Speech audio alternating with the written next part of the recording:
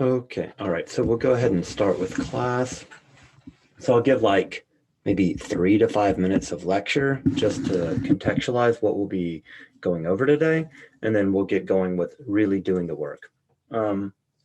First off, let me back off and say that kind of a very, very broad level of looking at what, in a sense, I'm trying to accomplish in these classes is I want to educate you just enough to where you're really motivated to then go do the practices and then get the results. So let's go over that again.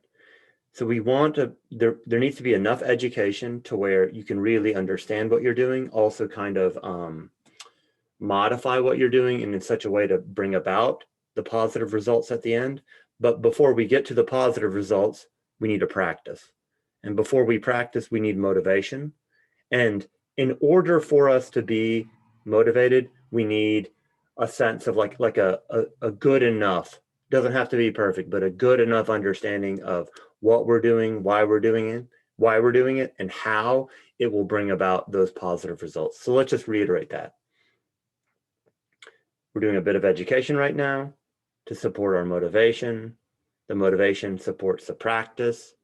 And then really, in some ways, the quality and volume of these practices is what brings about the results. So the results are just, greater happiness and wisdom, greater ease, and a healthier set of implicit, like a healthier working model for self and world. Okay, good. So that's like super broad. The next piece, let's talk about really what we're doing. So now we're getting into the actual education piece. So let me first define a term, schema. So schema is just it's kind of what you expect from the world and then how you respond. And this is kind of at the implicit level. And this is at in an emotional learning level. This is not explicit, cognitive, or narrative. This is at the emotional level. This is what you've been taught to kind of expect from the world, and it tends to be pre-conscious. Okay, good. I think that that's somewhat clear. And you know how it is like, I'm sure every single one of us on the call have some situation where we act in a dysfunctional way, and we know, and we've already learned cognitively, okay, this is dumb. This doesn't make any sense. Why am I doing this, right? And you know better, but you still do the thing, right? And it's a common experience, right? Well, so there we're seeing how like you can have the kind of implicit emotional learning there, and it can be at odds with your cognitive knowledge of things, but still the kind of emotional learning, the emotional conditioning rules out, right? And again, just to reiterate, it's before, well, I don't want to say it is before the conscious mind, but I think it's useful to think of it as being before the conscious mind. Okay, that's all good and well. So what are we doing in these practices? It's very, very, very simple. We're bringing up the negative learning, the negative schema, the maladaptive schema. We're getting triggered. And the research seems to point that you want to make the learning labile, like you want to emotionally activate. And then what we're simply going to do, and it's so simple, we just repattern over it with something positive. And it's not just something positive, rather it's something very relevant and positive. So for example, these techniques might work if you like bring up, I don't know, shame, and then just imagine yourself eating ice cream. It would probably work, maybe, I'm not sure. But what we do is instead we bring up a very relevant and appropriate, kind of calibrated positive experience. And what that will look like in today's meditation is in the case that you work with shame or defectiveness, it's being seen, being received in this experience of shame, then being told, no, there's nothing shameful about you. You're absolutely wonderful. And we're going to receive this from our inner responsive parents. And then that simply repatterns over it. So again, we bring up the old schema, we trigger ourselves to where we're really feeling it emotionally. And then we have a a countervailing, a dissonant experience that patterns over this earlier one, and thereby, in a sense, we push out the old negative learning and we're just left with the positive learning. So that's basically what we're going to be doing today. Oh, and then just one other point is that, if it's real trauma, you don't have to go back into the actual traumatic memory when we get to it. So let me just say that you will kind of like feel into the schema. You'll go back into childhood when you, in a sense, like learn that emotional learning for the first time. You think it doesn't have to be quite right, but if it's trauma, don't go straight into it. And then also today we'll be repatterning it, but then we'll go back and touch back, see if there's still any activation left, and then repattern it again. But all that will be clear as we go. So, alrighty, let's get going. All right, so sitting up straight, pushing the crown of the head up towards the ceiling, starting to settle in.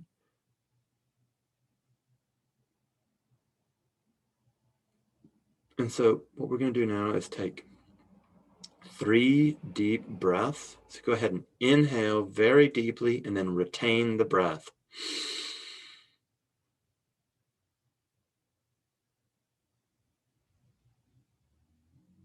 Retain it below the navel.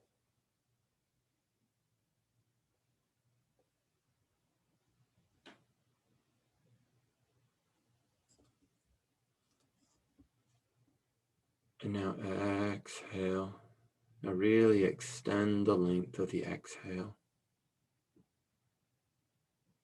And now inhale very, very deeply and then retain.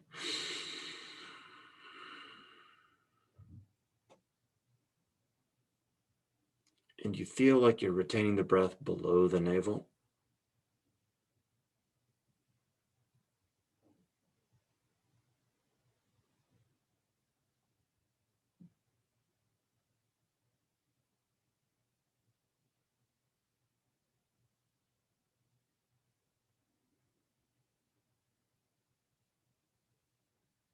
Now exhale.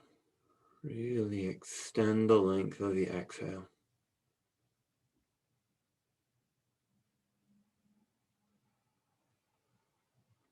And now inhale deeply again.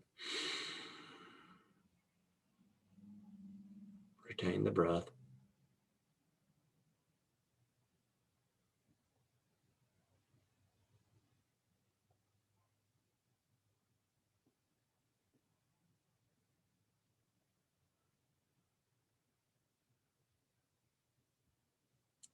And now exhale. Extend the length of the exhale. Okay, good. Now we'll do a body scan, but first, let's make sure the posture is right.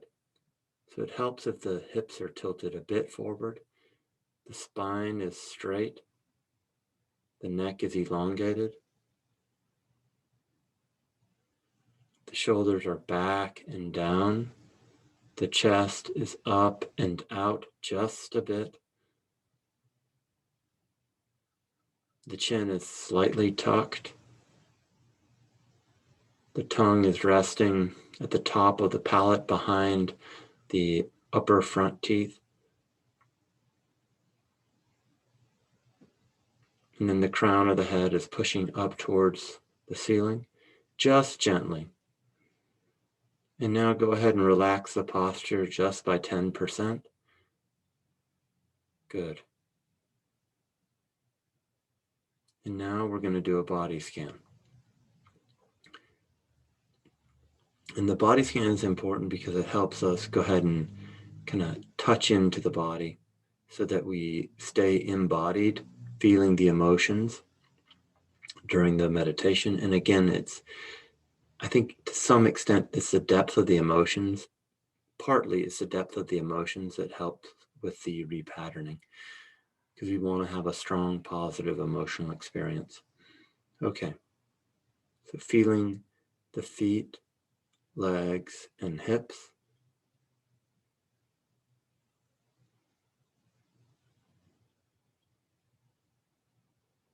And notice how the feet, legs, and hips relax on their own.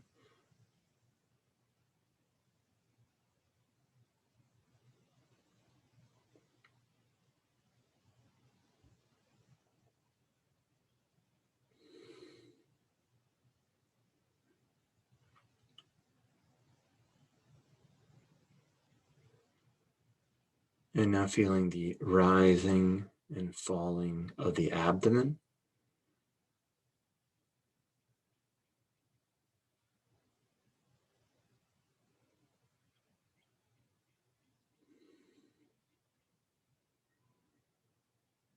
And now notice how effortless and easeful that is.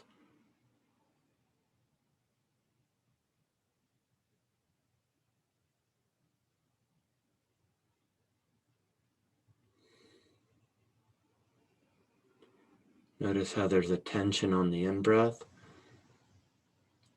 and a deeper relaxation on the out-breath.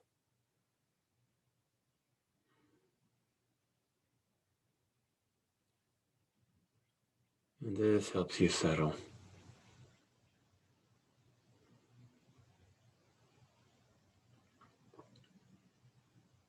And now bring your attention to the chest.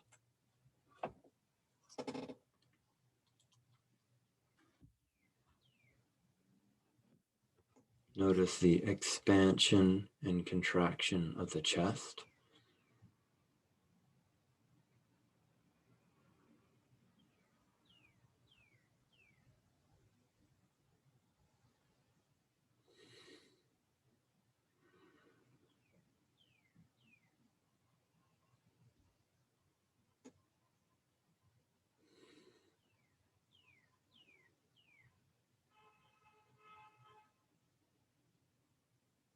And notice how there's an ease with all this. The rising and falling, the expansion, contraction, all happens with very little effort.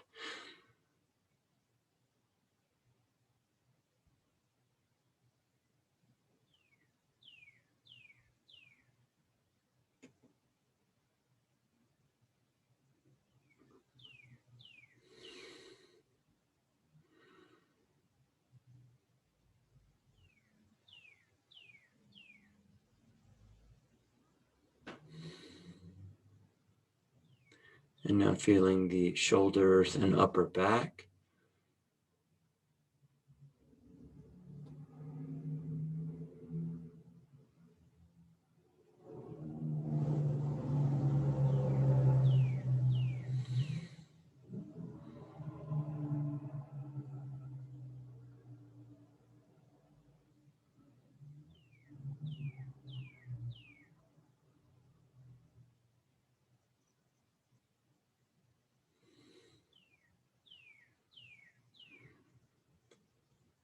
And now feel the hands and the arms.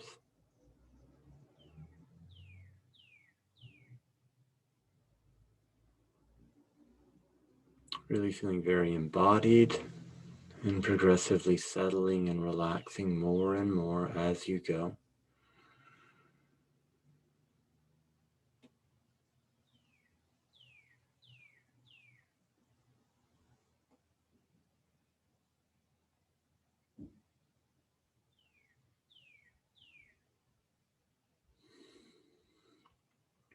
And now feeling the head, neck, and face.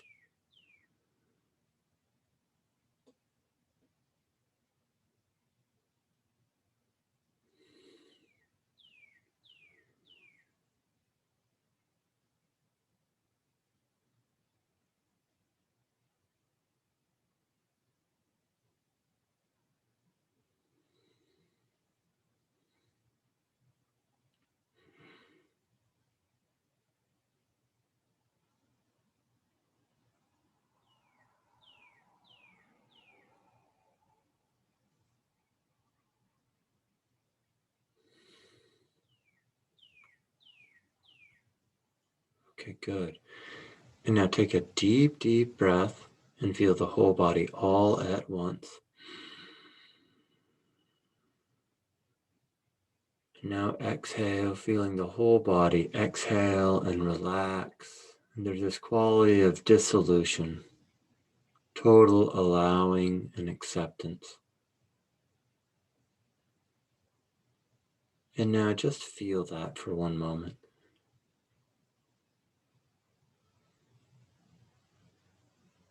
Feel this quality of complete, unconditional acceptance and non-resistance in this moment.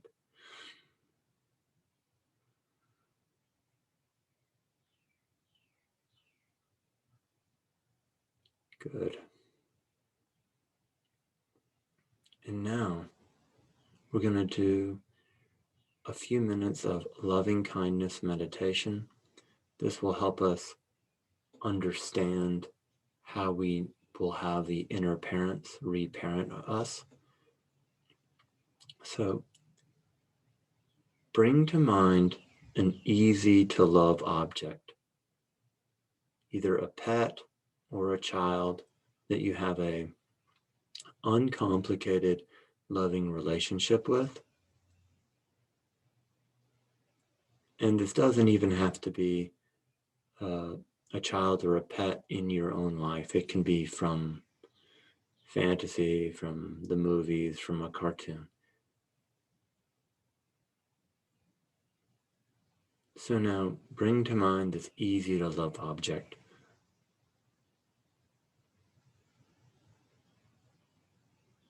And now see how both of you are looking at each other very sweetly. You're making eye contact.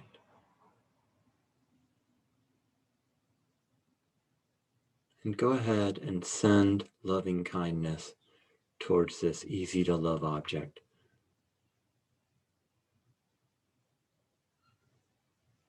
May you be happy. May you be happy.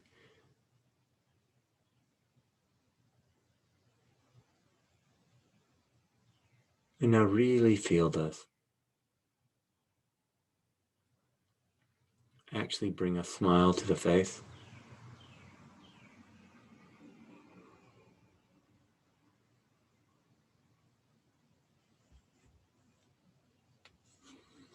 Feel the smile in the body.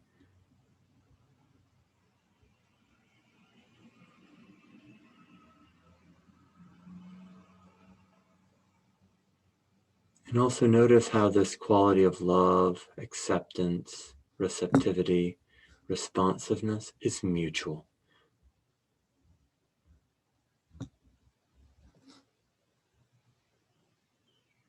Imagine in the scene that your pupils actually dilate, that the pupils of the beloved actually dilate. You know, you're just both so receptive to each other.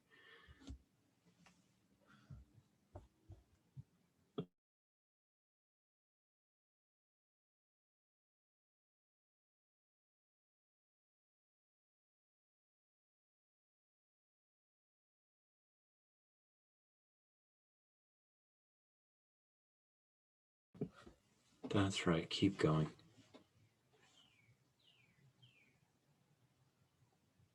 May you be happy.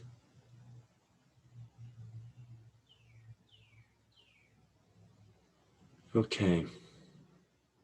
And now, imagine that you, as a child, take the place of the beloved.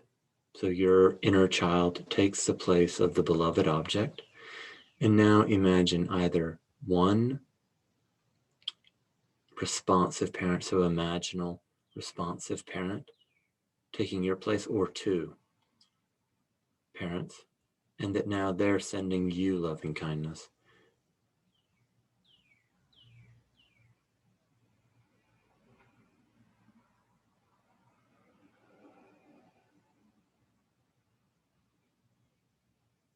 See how trustworthy the delight is. Feel how safe and secure you are.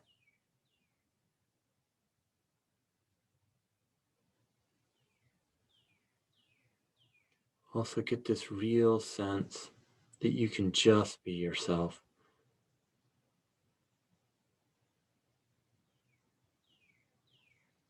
See how no matter what comes up for you, you will be taken in and loved, accepted, cared for.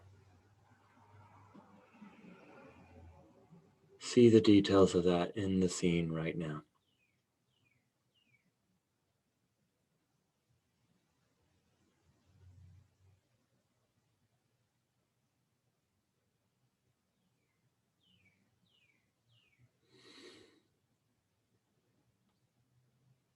Also notice the responsiveness,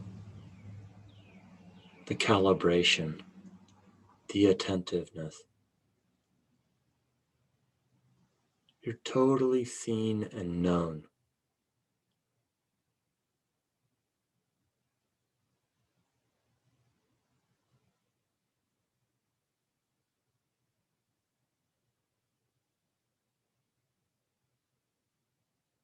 And now notice how this assures you of the quality of the care, of the trustworthiness of the care that you will receive from them.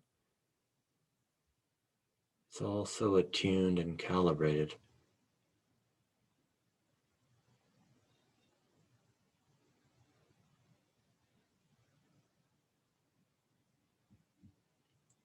And also let me remind you that the felt sense is much more important than the actual visuals. So really focus on the felt sense. The visuals just support the felt sense.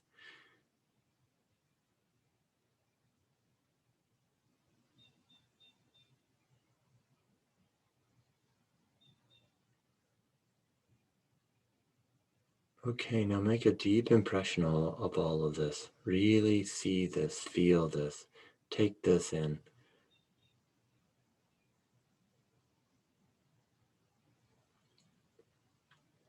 Now dissolve that scene. And now bring to mind the implicit, so the negative implicit learning that you're gonna try to unlearn. So that is, the negative schema. So let me give you some examples of that, and then you can bring that up, trigger yourself, and then we'll keep working. So could be like defectiveness and shame, fear and mistrust, a sense of not having enough love, support, even kind of this emotional sense of not having enough even money to survive. Could be a sense of social isolation.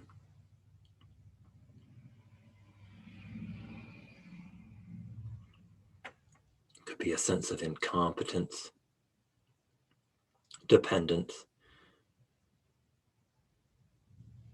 Okay, so, or a sense of like not being able to follow through and get things done. So a sense of failure, or a sense of an indistinct, not separate self, a self that's enmeshed. So go ahead and pick one of those, or some other activation that's come up over the last week. And now get yourself triggered. So go over the image thoughts, go over the auditory thoughts, and have that trigger an emotional reaction in the body and in the mind. So take a minute with that now.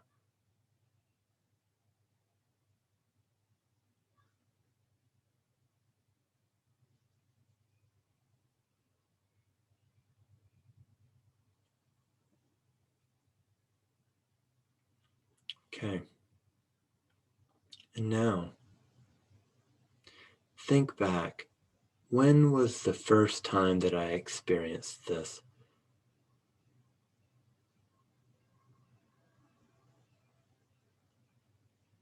When was the first time I experienced this in a very salient kind of way that really impressed this emotional learning into me? And now this does not have to be an actual explicit episodic memory. This can just be a felt sense memory. So now go ahead and float back to that time when you experienced this negative emotional learning for the first time very clearly.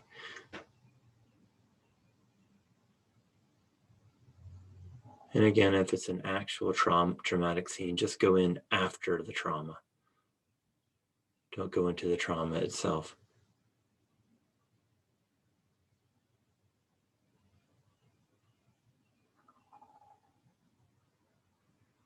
Reviewing the image thoughts, the auditory thoughts, the memories from this scene and getting triggered.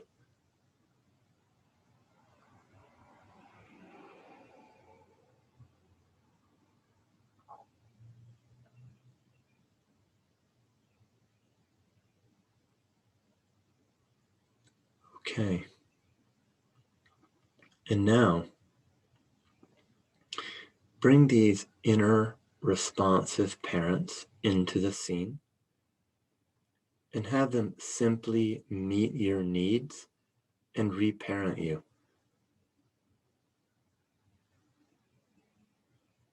They might first start with protecting you, letting you know that you're safe. So go ahead and feel that now.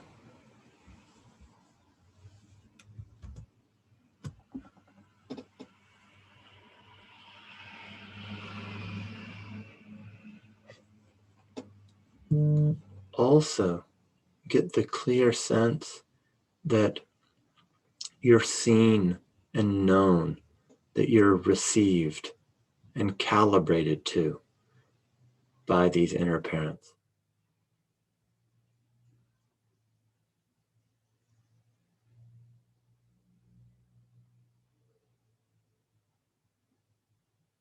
They see what happened and they see how upsetting this was to you.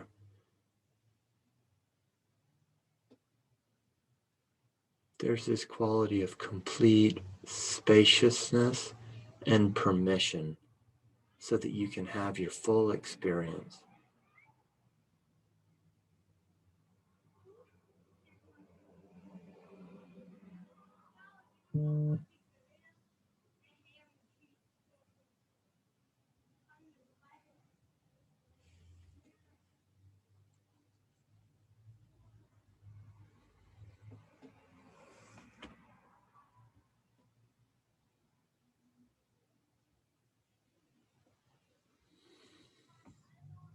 And now notice how they console you. They soothe you. They help you work through this suffering, assuring you that it's totally normal, that this would be upsetting to anyone.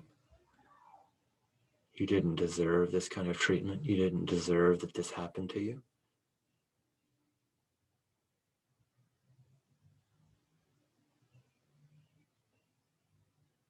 They also assure you that this will not happen again going forward. You're with them now. Just keep developing the scene.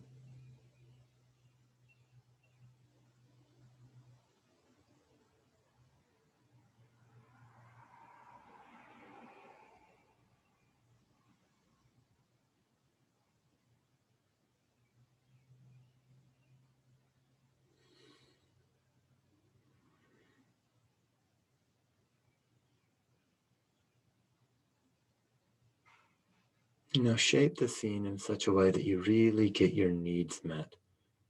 Also seeing how this is a joy for these parents to meet your needs. You're a joy.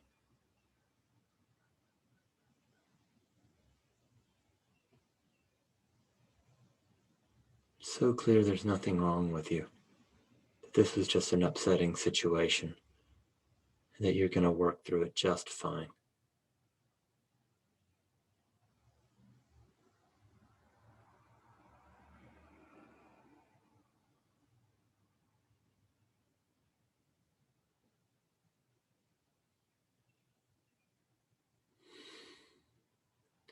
And also these inner parents might explain things to you about the scene to help you see how it's not your fault, how you don't need to carry this anymore, that this is fundamentally the responsibility of the other person, and that you can kind of let this go. But they don't rush you at all.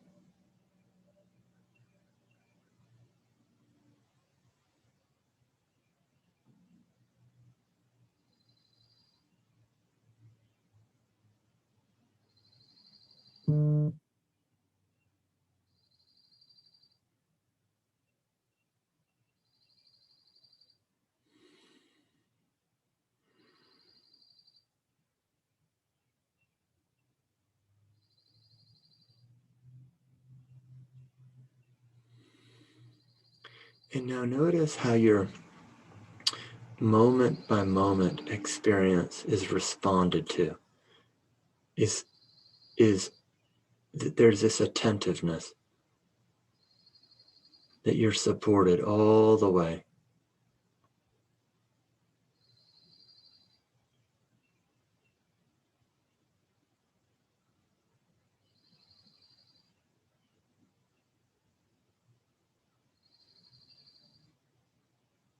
And there's this clear sense that you're accompanied. You're not alone in this at all. And you'll never be alone.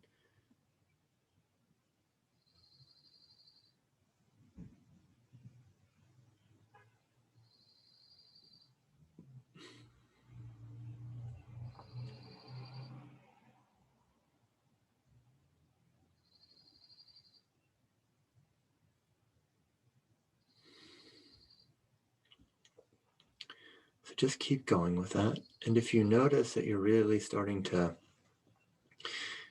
calm down and settle a bit more, then you can go back, touch back into this negative scene where this problematic learning happened, get triggered again just a bit, and then once again be received and responded to in just the right way by these inner parents.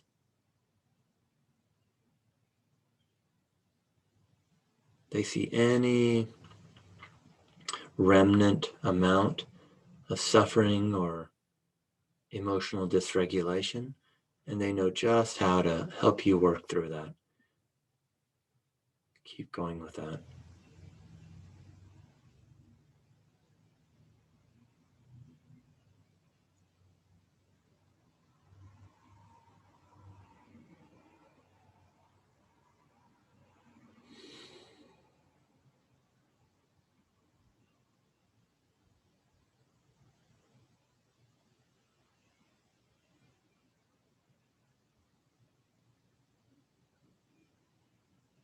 And it's also very clear all this is in the past. You're not going to have to deal with this anymore. You have a bright future. Things are going to work out. You have these parents that are going to see to that, that are going to help you. So get this real sense of this being contextualized in time and it being in your past, and that things will work out going forward. So just keep developing the scene.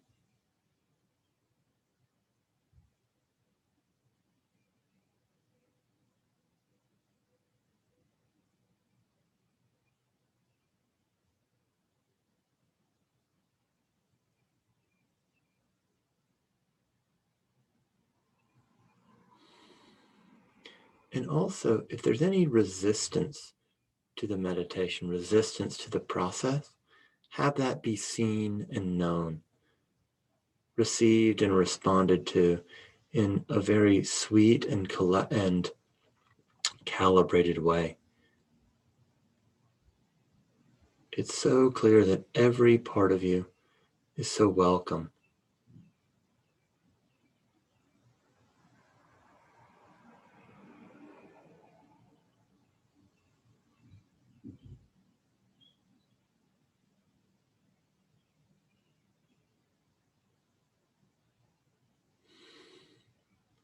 And now, if you're starting to be pretty emotionally regulated and soothed around this, Now consider touching back into this negative schema and then finding a different scene where this learning was reinforced, this negative learning.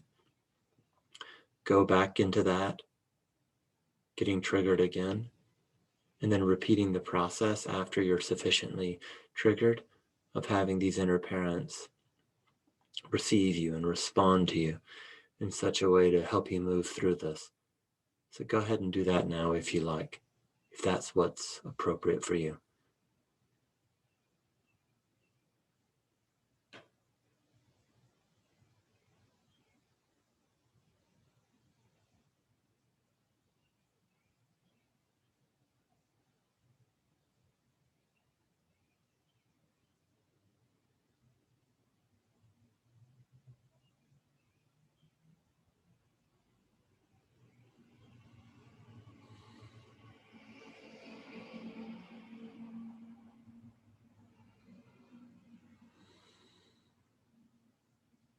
That's right, keep going. Really seeing how these inner parents respond in just the right way to what your needs are, so attentively, letting you know that it'll all be all right.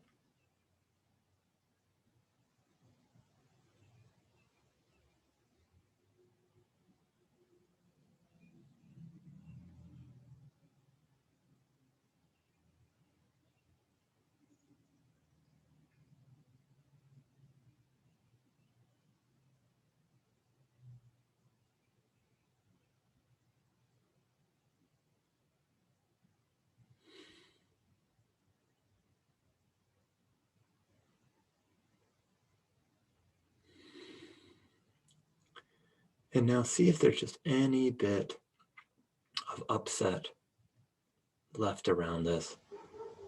And then now notice how these inner parents see that and help you work through that.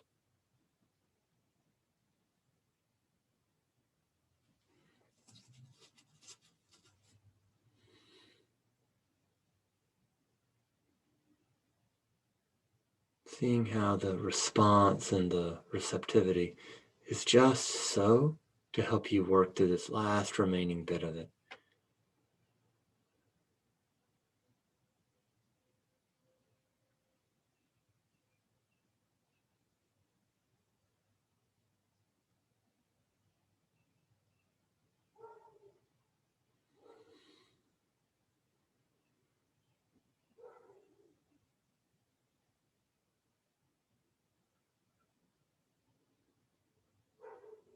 That's right. Keep going.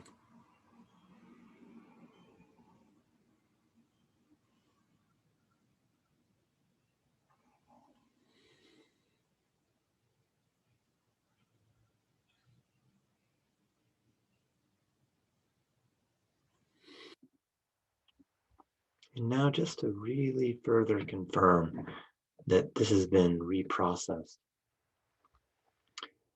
Now you and your inner responsive parents float back in time to one of the scenes that you were working on. And now your parents confront the situation or the person that created this suffering in you. They let this person know this was not right. You shouldn't have treated my child this way. This was actually your responsibility.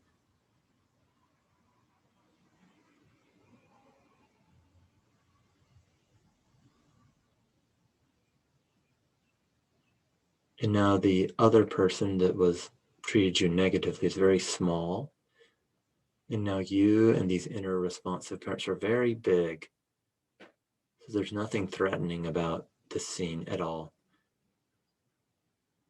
And now, so these parents are kind of lecturing somewhat sternly, but in a very confident, clear way, this person that didn't treat you right. And now this person that didn't treat you right sees this, they understand. Now, this doesn't have to be realistic whatsoever, so just go with this. And now this person that treated you this way really understands, and now they actually apologize. They say, I'm sorry.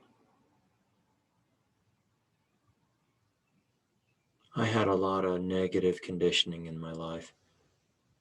I learned a lot of toxic lessons from the way that I was raised.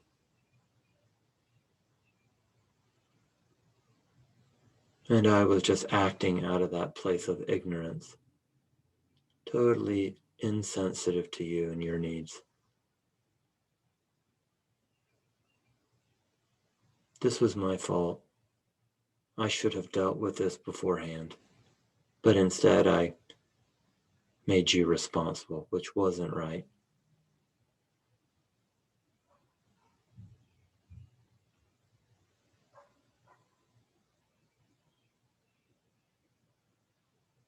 I see how problematic this was and how this hurt you. And that's unfortunate. I'm really sorry about this.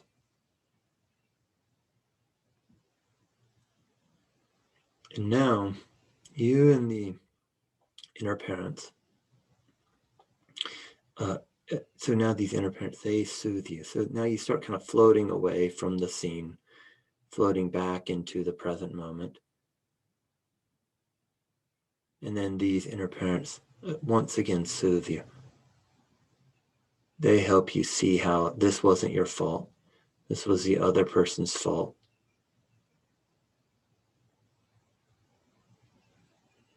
They also teach you a little bit about causal relationships, causal unfoldings,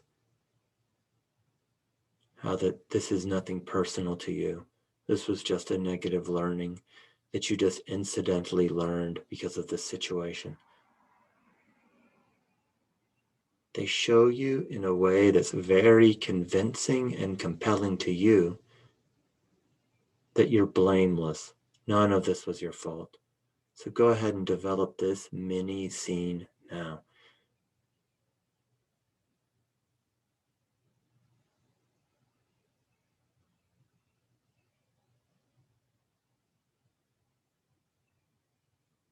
And now notice this quality of wisdom and perspective. You really see.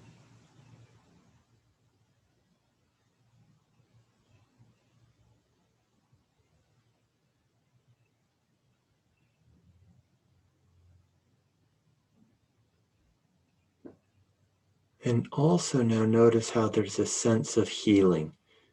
There's a sense of having worked through this. Also get the sense that you worked through it. That you now know how to work through any of your conditioning. That there's a sense of real confidence and competence kind of crystallizing for you.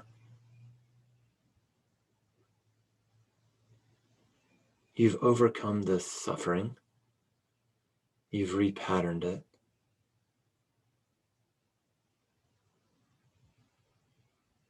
Also notice this quality of unconditional positive regard with which your inner parents see you.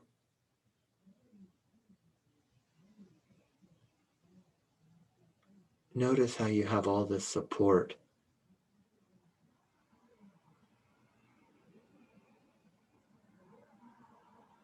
Notice how you're a joy to these parents.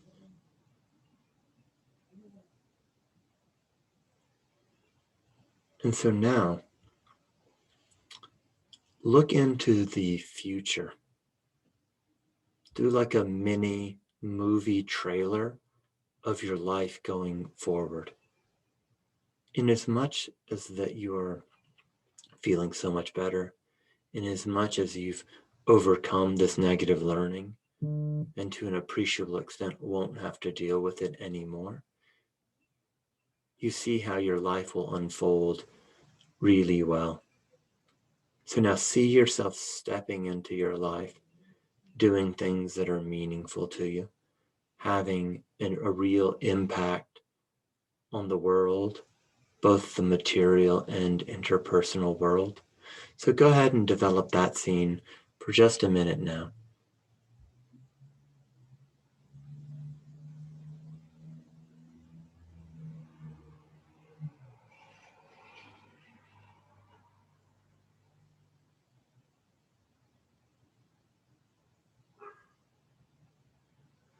Also, notice how much lighter you are. You're not walking around with this heavy conditioning that you had at the beginning of the meditation. You're more agile and responsive.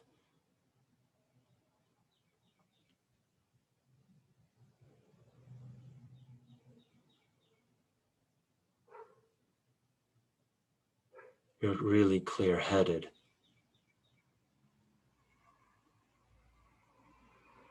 You know what you want, you go right after it. Really feel this in the body, feel it in the mind.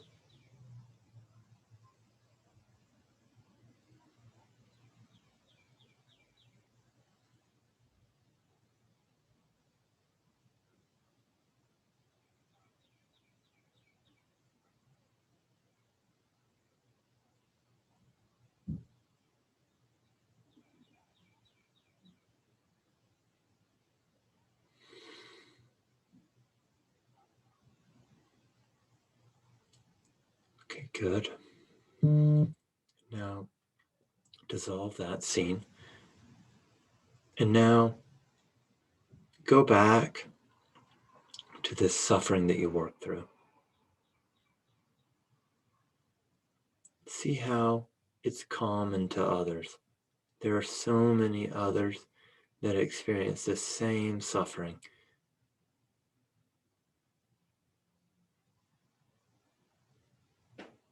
They've suffered in the same way. And now see how you're not alone in this suffering whatsoever.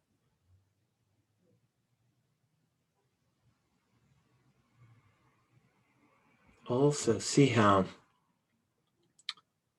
you've worked through it a bit. And then, so you have this new perspective and you can understand. Now that you're kind of outside the suffering, no longer in it, you can see with a greater perspective. There's this like quality of spacious perspective taking. You can see how this affects others in a very similar way. And you know they're suffering. You've experienced it.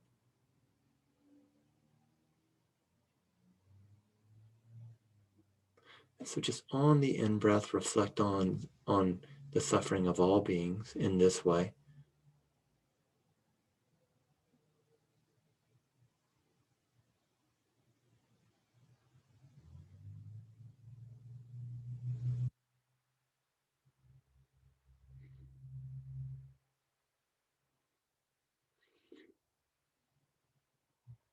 And on the out-breath, wish them peace, well-being.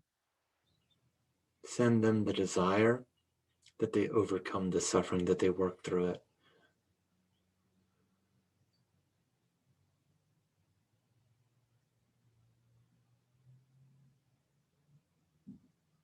And all the while feeling this complete sense of connectedness, shared experience.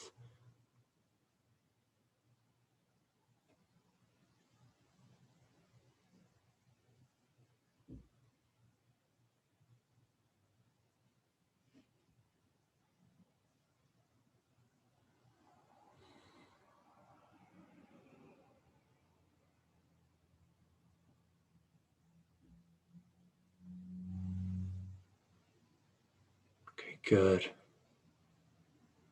Making a deep impression of this quality of understanding and compassion for self and other.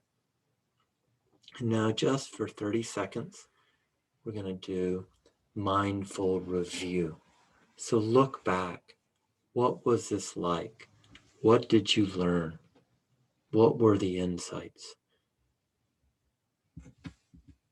review these.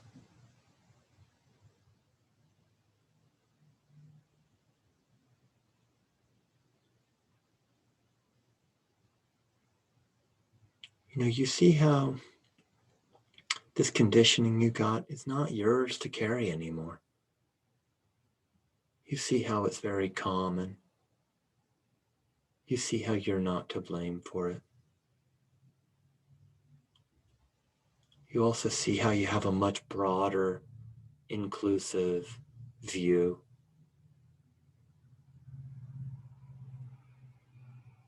And now notice how you can't help but feel more empowered, more efficacious in your life. You feel lighter, stronger.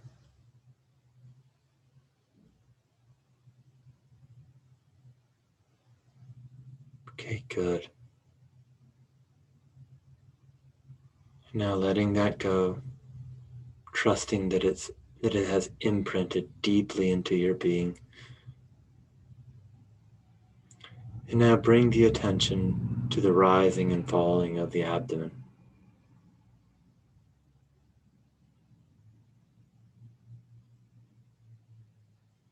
Feeling very embodied as you do that.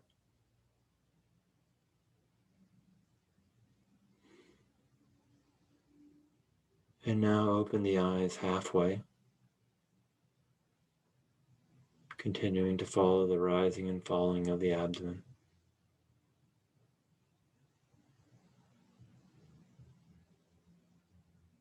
And now open the eyes entirely, continuing to follow the rising and the falling of the abdomen.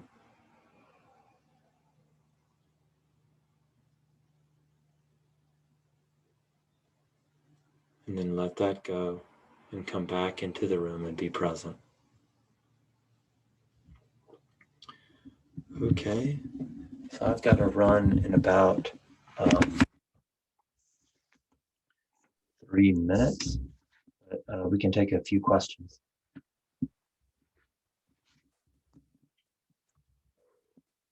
Questions or comments, practice reports. So how did that go for people? This was very strong, and I liked it very much. So thank you very much. Sure. Thank you, Janet.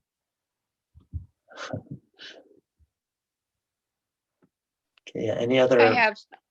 Yeah, Go ahead. I have similar feedback too. It was a very powerful one for me, and I was working with the issue of my hearing impairment, and being having empathetic parents who were considerate of that. So it was really, really helpful for me. Yeah, great report, Eve. Go ahead. Very good. Wait, let's go to Simon right now. So one moment, Vera. Go ahead and speak up, Simon. Yeah, thank you very much for today. I wanted to ask one thing because I opened my eyes for a moment in the middle of it, and I saw that you had closed eyelids and were moving your eyes back and forth. And I sort of thought that maybe this is somehow related to EMDR therapy, and I wanted to ask if so, could you share the trick or sure or how you use it? Yeah. So and again, this is just my view based on what I know. So please take this with a grain of salt and kind of contextualize. But I heard Andrew Huberman, who's a neuroscientist, talk about how moving the eyes back and forth stimulates, I forget what part of the brain it is, that gives you that kind of gives you the sense of working through something, and that that this is kind of mimicked in when you're on a walk. You know how walking is very soothing, you know how if you get really upset and then you go on a walk and you think about it, that you kind of it really helps process it. Well, so what they think is that this kind of when you walk, you naturally do this with the steps to kind of also assess where you're going in space. And so it gives this quality of you're actually moving through, literally you're moving through space, and you're literally moving through a problem as well. And so and I've also been facilitated in EMDR a fair amount, so now I just do it naturally. And then I'm not yet really recommending it to others, but I actually think it's fine and it's helpful. And then, yeah, so for whatever that's worth. But if you have do you have a follow-up or yeah, so is that speaking to your question? Yeah, maybe just one follow-up. If you could maybe recommend some sources some resources to read on EMDR. Well, geez, there's a lot of good stuff out there, but to this particular issue, I'd just look up, Andrew Huberman, EMDR eye movement. And I know that he particularly did a lot of research on the eyes and the brain and how they interact. So it seems frankly quite credible what he has to say about it. But then I know also, I think I'm remembering all this correctly, Laurel Parnell, Attachment and EMDR is a really good book.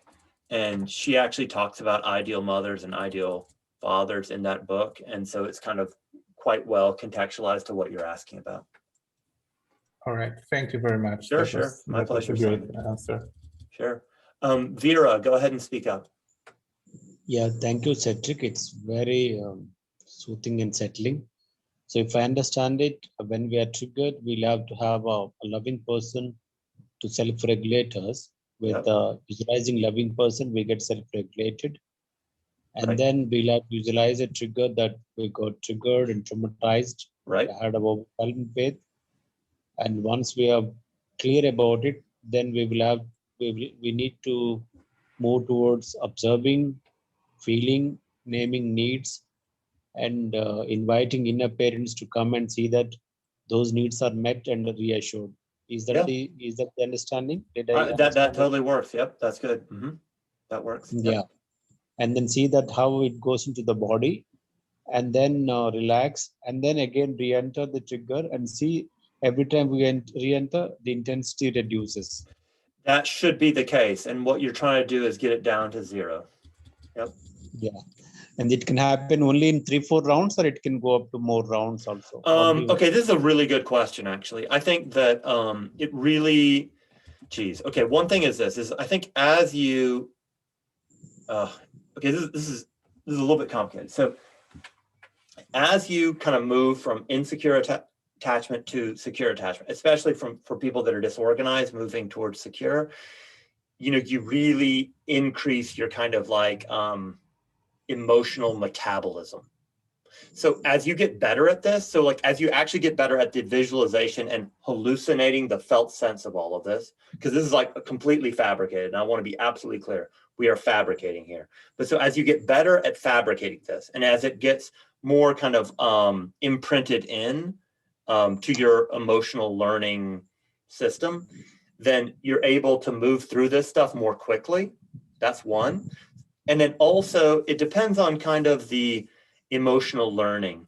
And I think also it would likely depend on when in your kind of development you learned it. Like if it's like a learning from 8 months of age, 4 months of a year of age, I think it's typically, I'm not sure about this, but typically it might be a little bit deeper. And so it might take lots and lots of rounds, but then let me just assure you of the utility of like continuing to just hammer at it, right? Because each time you work at it, understand this, that you're getting better at self-regulation generally. You're getting better at the meditation generally. And you're banging away at this conditioning.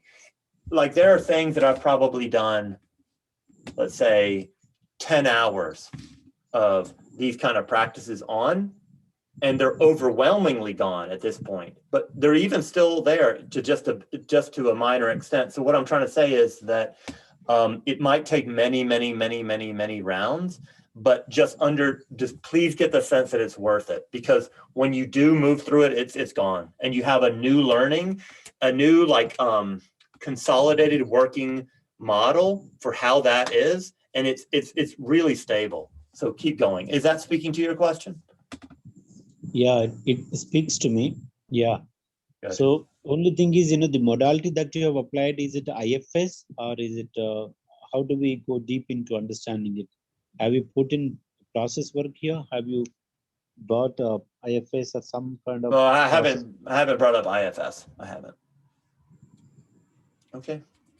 Okay. Good. So what Okay. it means is that the parents will be reassuring us repeatedly, Yep. and then having that reassuring talk conversation with us more often is what the essence of this meditation. Yeah, absolutely, right. And also I love how just a rote it is. It just, you keep going through it. It's like, wash, rinse, repeat, wash, rinse, repeat. So let me take Julia's question, and then I've got to run. I'm afraid I have another obligation. And thank you, Vera. And then Julia, go ahead and speak up. No, just small thing, Cedric, is this eye movement thing can be also applied whenever we can do it. This eye Yes. movement also. It can be. Yep. That's right. Okay, thank you. Okay, go ahead, Julia. Hi Cedric. Just do you have like 1 minute left or 2 minutes, or Yep. just so that I'm mindful of that? Yeah, I a want to minute keep or it two. Go ahead. short. Okay, cool. Yeah, just I think I've been so I was working on reshaping like a negative messaging that I got growing up, Yep. that sort of, romance was unreal and not Yeah. to be expected. Yeah, I somehow or another got that as well. Go ahead. You got that, as in you've experienced that yourself, Yeah. you mean? Yeah. And so and which jars completely with my own nature, just and so I was working on with changing that with my internalized parents, and sort of getting them to be this just desperately in love couple. Oh yeah, seeing that model. My That's fine. parents. Yep. Yeah, and getting them to basically be like reflecting back to me that I was so lovingly responsive back to them as my parents, that allowed them to deepen even their love for each other through I wouldn't have you give, in a sense, like anything that you do, like give them permission, but just I would say like do it to where you see what they're doing, you see how like at ease they are in romance and all that, and how collaborative they are, and then you get like you have this deep sense that this imprints on you and gives you this deep permission for you to do it yourself as an adult. You wouldn't want to do it like as a child. That would be weird, but yeah. Got it. And what would you mean, not as a child? Sorry.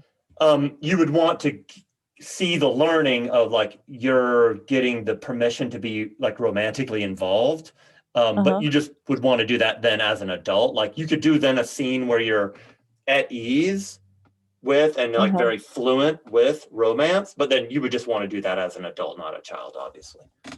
Gotcha. Yeah, that makes sense. All right. Thank you. Good. Okay, all right, I've got to run, y'all. Thank you all so much. We're going to keep going with these meditations. Invite anybody else that you think would benefit. And okay, all right, see you all.